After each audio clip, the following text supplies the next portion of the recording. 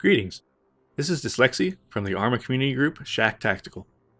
In cooperation with Bohemian Interactive, I'm creating a series of videos to explain some of the basics of Arma 3. I'll be using the Arma 3 Alpha as my backdrop to this. In this first video, we'll look at what exactly Arma 3 and the series in general is all about. Specifically, I'd like to focus on the things that make this a truly unique series in the PC gaming world. The Arma series, including the original Operation Flashpoint, which was later renamed to Arma Cold War Assault, has been evolving continuously for over 11 years.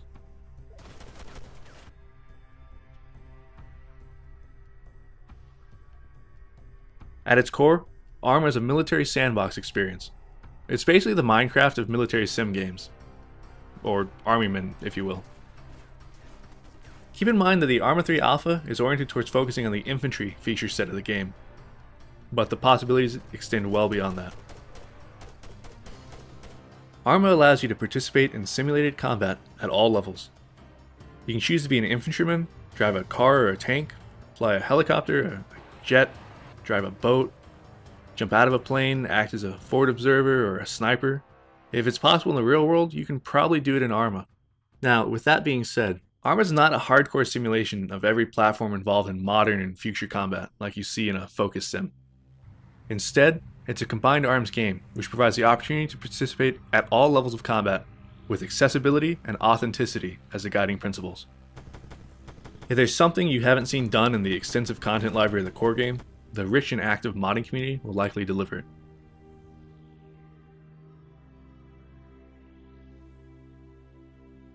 This is another key point. Looking at the current lineup of military shooters, you're hard-pressed to find one that supports or even allows for modding.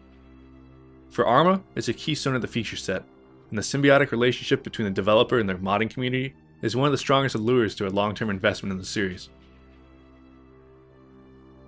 I've been playing this game since the first edition came out back in 2001, and every year brings improvements and evolutions that continue to keep it firmly entrenched in its position of being my all-time favorite platform, bar none.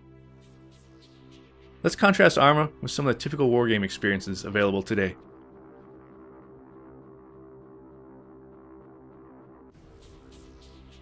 Let's talk about terrains, or maps as they're frequently called.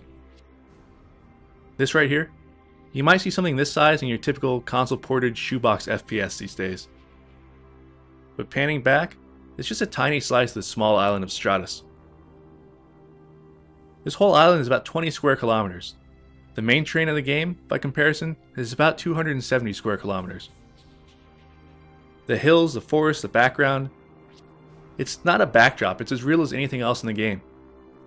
If you want to have a firefight over there, there's nothing stopping you. There's no invisible walls, no encouragements to get back in the fight because you're leaving the boundaries. This entire island is a canvas. Bohemia paints their pictures through the single player and multiplayer content, but they give all of us the tools to imagine it however we see fit. It's a living world with real-time day-night cycles, clouds, tides, an accurate starscape which can even be used to navigate in a pinch, rain, fog, lightning, wind, waves. Altering the conditions alone can have a huge impact on any given scenario.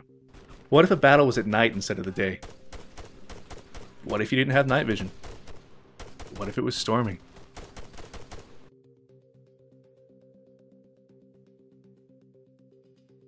This is the core of the experience for me, the very definition of a sandbox game. You can choose exactly how you want to experience it.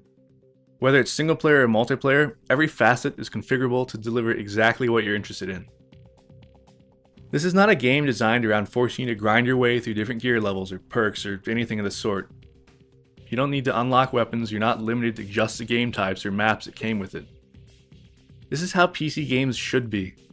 If you want to create a mission that's exclusively about fighting it out in jets, Top Gun style, there's nothing stopping you.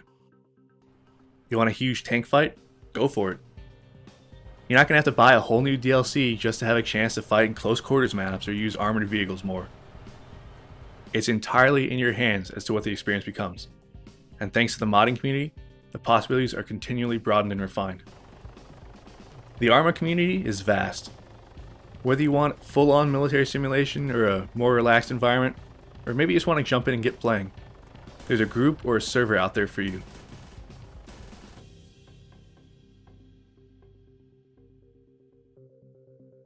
In my community, we play regularly in sessions of over 100 players, and Arma's built-in mission editor allows us to create our own custom missions created for just how we want to play.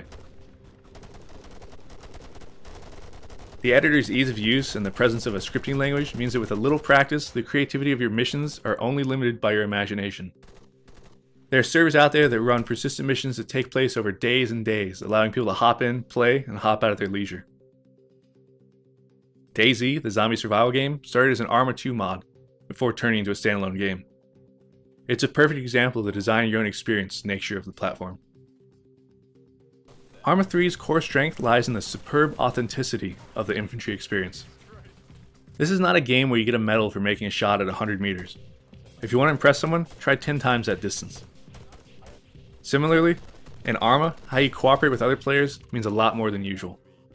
When you're playing with a full platoon of over 40 players against hundreds of intelligent enemy AI, the word teamwork gains a whole new meaning.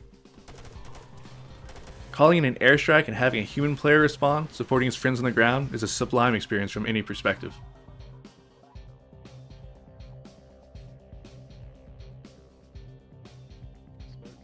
That same sandbox nature that lets you create huge missions with hundreds of enemies also lets you draw inspiration from military history, current events, or just something you find interesting, and recreate it virtually. It allows you to experience those events as a participant, to gain a perspective of what happened, or what might have happened if things had been different. It's a perspective that books, movies, and more rail-oriented Hollywood shooters simply can't provide. Whether it's Vietnam, Mogadishu, Iraq, Afghanistan, Cold War gone hot, World War II, or III for that matter. Once the mod community has a crack at it, you'll be able to do all that and more. Arma 3 is about choosing or even crafting the experience that you want. It's a platform of incredible depth and potential thanks to a developer that stands firm as one of the few in the FPS realm to offer robust and meaningful mod support, in an age when most companies are too worried about how mods are going to hurt their DLC sales and bottom line. Arma 3 is a no-compromise PC game at heart.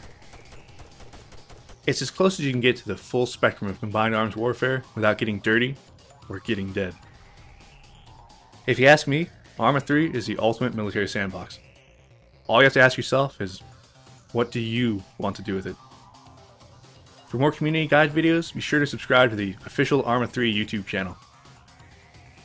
For other Arma 3 updates, keep track of the official website, Facebook, and Twitter pages. If you'd like more in-depth tutorial and large-scale multiplayer gameplay of Arma 3 and the previous Arma games, I'd also recommend you check out my personal channel here. This is Dyslexy, and I'll see you on Stratus.